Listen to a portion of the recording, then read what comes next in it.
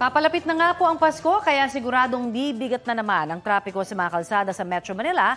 Kaya naman ang MMDA magsasagawa muna ng isang linggong obserbasyon bago tanggalin ang window hours sa number coding scheme. Inaprubahan niya nito pong Oktubre pero hindi pa ipinatutupad sa ngayon. Kailangan pa raw kasi aralin ang epekto nito.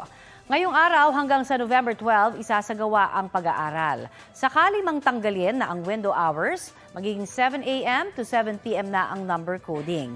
Hati naman ang opinyon dyan ng mga motorista. Samantalang mas mataas na multa naman ang ipatutupad para sa mga hindi otorisadong sasakyan na papasok sa EDSA Bus Carousel Lane.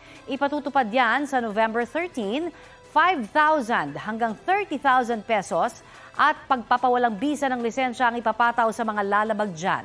Layunin daw niyan na madisiplina ang mga motorista. Balita ko, may tututukan kayo tuwing 10:30 a.m. sa GTV. Alamin ang mahahalagang balita at impormasyong dapat niyong malaman sa Balita Ko tuwing Lunes hanggang Biyernes.